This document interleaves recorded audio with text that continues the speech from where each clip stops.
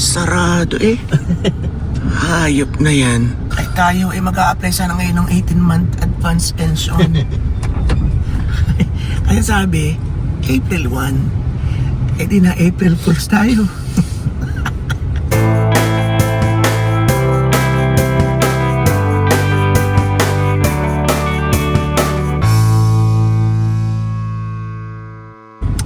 Paspas pa naman ako.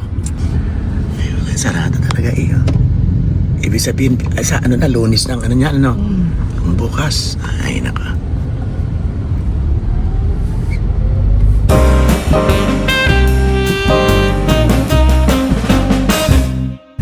Ay, nadaanan namin ng GSIS. Ay, bukas eh. Bakit ba yun? Yung isa'y bukas, yung isa'y off. Sa palagay niyo, babalik kami ni Buknoy. May tatanong lang kami sa gwardiya. Naisip ko rin nga pala kasi na pwede nga pala akong mag-online application. Hindi ba ga? So, yun nga pala yung nasa isip ko na isang araw.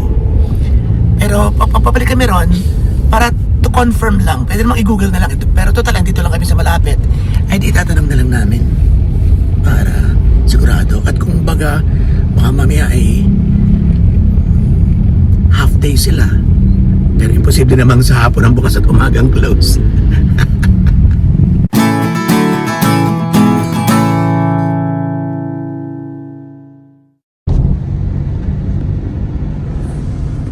Parang bukas naman. Bukas. Sarado yun o, may ano. Yan ang tatarang din yata rin isa.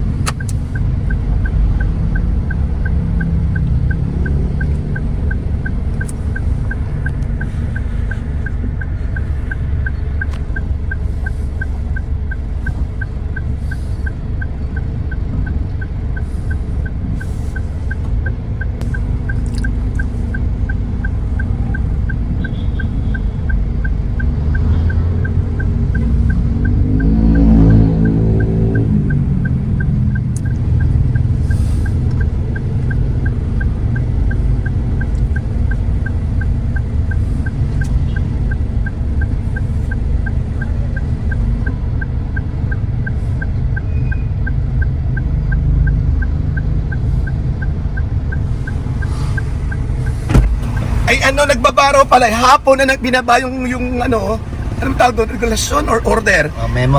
Na memo na magko-close sila. So, parang work from home ang peg ng mga, laylay mo ito ang ilong ko. Parang work from home ang peg ng mga trabahador. And then, nandun yung kaklase ko yung valedictorian, pinaka-nurse dito. And then, binigyan niya ako ng tips. Bongga na si Bori. Walang pasok pero andun pa rin. Super yun. Super solid na mabait. So yun, gagawin natin ngayon online, and then ingat lang daw tayo because I am planning to two choices, 18-month advance pension or monthly. So doon tayo muna sa 18 months, saka na tayo mag-pension after 18 months. Yung ika-19th, doon tayo tatanggap ng pension. So ang ating choice ay yung 18 month. Let's go! Ang amin yung gasolina, ayan na, yellow na. Orange na pala yun. Kaya magpapagas na tayo. At mamaya, ay nako, lilibutin namin ang mga gasolinahan at ipapakita ko sa inyo ang presyohan ngayon dito sa Pilipinas. Kasi marami tayong mga taga-subaybay na OFW. And para may idea kung tumaas nga ba talaga, mataas lang ba or sobrang taas. Actually, nakuhanan ko na ilang eksena nung isang araw. At eto po, panoorin natin.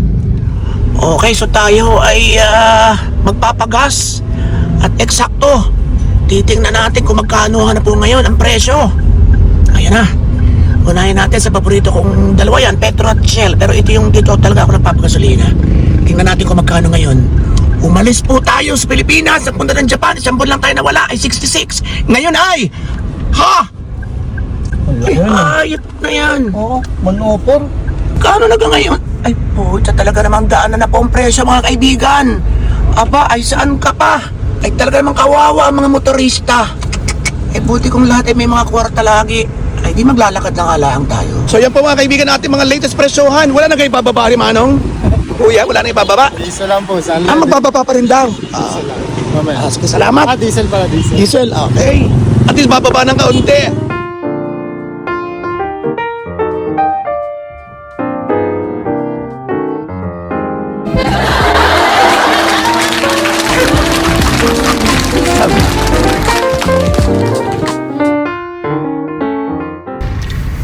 Papagasolina po tayo. Ayan po mga kaibigan, bumababa. Simula kahapon. Bumaba nga yung isa. Ayos din naman na yan, oh. Ayan. So 500 lang tayo. Unleaded lang po. Wala na? Number 6 lang po. Okay, nabahan ako sa iyo. Akala ko out of control. Out of stock. Ito baka bukas wala na nga. Baka nga tuti magkawalaan, ha? Hindi naman po. Hindi kaya? Hindi po. Sige, Totoy. Full tank, 500. Ay, 500 lang kaya eh. Anong bumaba, Totoy? Anong bumaba doon? Isa yata ang bumaba, hindi unleaded, ano? Diesel po ang bumaba. Diesel lang, ano? Diesel yan. Kaya nga eh. Dos pala po. Isa na bumaba pa rin ibang ari. Gasoline lang ano po. Ha? Unleaded gasoline lang. Unleaded, Totoy, 500. Ano kayong pink na yan? V-Power 95 po. FSD 95. Oo nga pala. Ay, baka magkaubusan. Ay, katakot. Buti na ngayon para lahat tayo naglalakad. Tama ba, bossing? Yes! Tama ba? Makikisabit na lang sa e-trike. Tanda ko na sa araw may pinanood ako. Ang ginawa niya, binutas niya yung paanan, tapos tinutulak na lang ang paa niya. Nilalakad niya yung kanyang kotse. Natawa kayo? Ayan mga kaibigan. Kita ba ga? Hindi mo makita eh. Dito. Ayan, nakadalawa rin naman niyo. Say. Okay, thank you, Toy. Okay, let's go. Ngayon, tingnan natin kung may mga pagbabago. Ano pa? So, kung magkakakalas dyan lang kayo. Parang mga 15 tingin ko. Nasa naga? Tuti, magkano unleaded? 107 po. 107? Opo. Tumaas pa ng 3 piso. Okay, ito yung 500. At titinan daw namin ng Petron din kung mas mababa. Sobrang 104 ang taas na. Ngayon 107 pa. Pero naman sa isa, hanging. Kung magkano. Ayun. 105. 105. May 103 pa nga. Ay, 103 yan. Meron tayo na Extra yun nga yun, 103. Ay, hindi ko na pinakarga pinabawas dahil 100 plus pa lang, 186 pa lang yung aking, 176 pa lang yung aking ano doon. Ay, ang pwede lang pala daw ikarga ay yung kalahati lang noon, so 80 something plus. Ay, di wala pang 1 litro, sabi ko sa kanan. Ay, nako. Grabing taas ang mga gasolina. Sabi ko kay curious ako, baka ako iba ron sa Shell. Yung pala isa ron may-ari din. Tingnan natin itong mga presyo na dito, okay? Okay, sa Eagle R, 104. Yun, 104 pesos. Premium regular 103. Ayan. 138 diesel. So, tingnan natin doon sa kabilang Shell. Although, expected namin na hindi ganun din ng 107. Adyari sa Petrotron. Ayan. So, tingnan natin itong Petron. Yung palang Petron yung magkaibang may-ari. Hindi matik na iisa.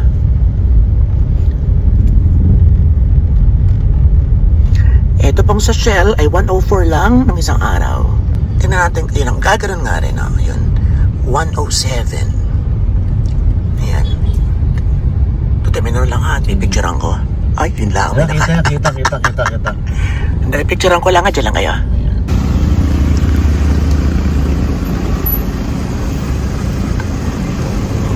Oo, so dito sa Petron ay 105 pa rin ha. mas mababa. Parehas po, 103, 105. Ganun din, 105 din doon.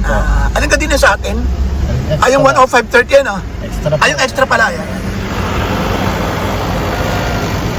Yung 500 ngayon, ayan lang. Yan, 2 bar lang.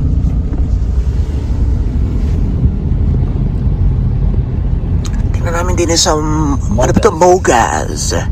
Meron din Flying V. Ari Mogas. Flying V pagbalik natin.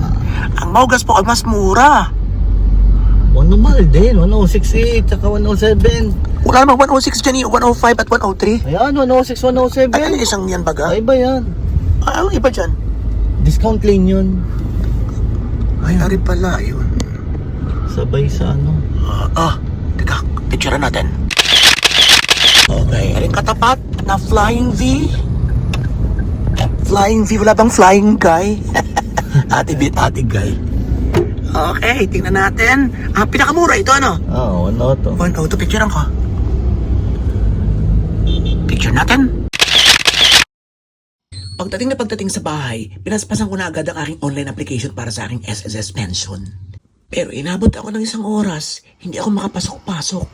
Walang lumabas o hindi makareceive yung aking phone ng OTP na kailangan para makapasok ka pagka-sign in mo sa SSS online. Dumalaw tayo sa inay. Araw-araw yan. Basta tayo nasa labas at dalaw tayo sa inay. Talagang hindi ako nakapasok sa SSS. So siguro mga 7 beses na akong nag-off ng phone. Siguro mga 5 beses akong turn off yung airplane mode. Yun, di ba? Minsan nakakatulong din yun. Chinek ko ang settings. Kung meron baga akong mga SMS to na control na hindi ko na okay o hindi ko na offer something. Wala rin. So walang hindi ko agad pala na ano sa inyo. Ang pinupunta ko ay yung OTP. So wala talaga, hindi talaga pumasok yung OTP sa aking phone. So di ba 2 choices yung pag pumasok ka ng SSS, isang through SMS at saka isang ano ba yun? Time-based. So yung time-based na sana ang testing ko. Kaso kailangan ko pa rin munang pumasok sa SSS para baguhin yung setting at ganun-ganun. Kung i-direkta ko naman, may choices din doon parang direkta. Napipili ka lang ng 2 kapag nakapag-sign in ka na. Hindi ko naman alam kung paano ko, pinapag-aralan ko pa. Actually, pwede ko naman sigurong dagdagan pa yung time para maano ko. Kaya lang siyempre, need ko lumabas at may mga vlogs ka nang ginawa. Pero babalikan ko ulit mamaya. Kung paano ko magkakaroon ng authenticator. Meron akong authenticator, Google Authenticator app na parang ginamit ko sa pagbubukas ng Facebook. So, paano ko yun parang yung SSS OTP ko naman doon pumasok, yung mga ganun. Pero yung una ko nga nakita kanina is, pagpasok, yun din ang nakalagay sa Google search. Kasi nagtanong na ako paano ko makakakuha na lamang nung kasi hindi ka pumasok ng OTP, paano ko makakapagpunta na lamang sa time-based, etc. So, binigyan ako ng sunod-sunod. At kasama nga yun, na pagpasok ko pa lamang doon sa doon sa SSS, saka pa lang ako pipili doon ng time-based. Parang doon ko pa lamang babaguhin yung setup. Parang ganun, medyo nalabuan ako kanina. Ay inspired pa naman ako kasi nagising nga kami ng maaga. Pumunta ako doon, 8:30 yun. 8:30 or 9. Tapos okay na tayo doon, close, sarado. Di na nga lang pag-asa ko na online. Actually, hindi naman ako pressured. Kaya lang, gusto kong yung unang araw na welcome na akong mag-apply for 18-month pension ay bibigay ng advance. Altogether, yung 18 months ay yun. Gusto kong, ayoko masahin yung pagkakataon na yun. Yung sayo ng pagkakataon na yun. Na mismong araw ka na welcome ka na ay maaayos mo na agad. Yun ang medyo nakakainis. Diba? Ay, nako. Ayun, mahal na araw pa naman. So, matetenga ng 1 week bago ulit ako makapunta ron at magpatulong na lang ako doon. Meron silang IT staff na nag-a-assist. Ay, nako. Hindi naman ako excited dun sa 18 months. Kaya lang gusto ko ng maayos. Hanggat maaga. Malinaw baga tayo. Parang hindi, check ko nga muna. Ayun, okay, so babalitaan ko kayo kung ano baga. kung makakapasok na ako sa ano mamaya, kung maayos ko na through online application or kung sa Lunes na. Para pumunta tayo doon ng actual. And, yun, napuntahan na natin yung mga gasoline stations kanina.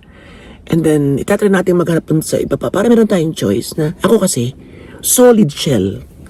Yung kasing instruct sa amin, na binili ko itong kotse, ay, doon ka kayo sa Toyota, pare kayan, ikayan. Kumbaga, partners.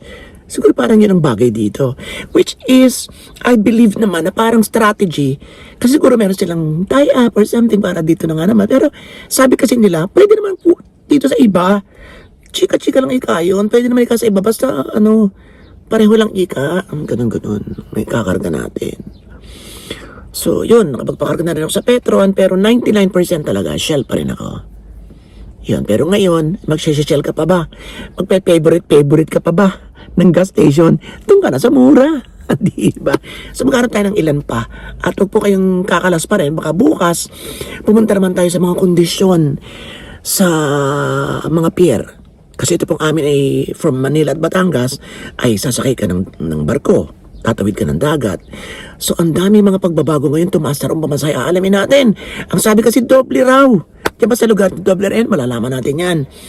And kung hindi ba nagkukulang sa barko at kumusta na lang kayo ng ating mga kababayan doon sa pier namin, sa Calapan. Because hindi naman lahat ay papunta rito, pero hindi namang paalis.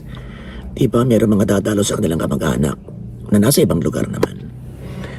Yun, so, maraming salamat po sa inyo lahat. Chef, ano ba ito? Sigurado ko sa inyo, mas mabuhay lahat ng Pinoy sa masulok ng world. But all of you po more and more and more. Thank you.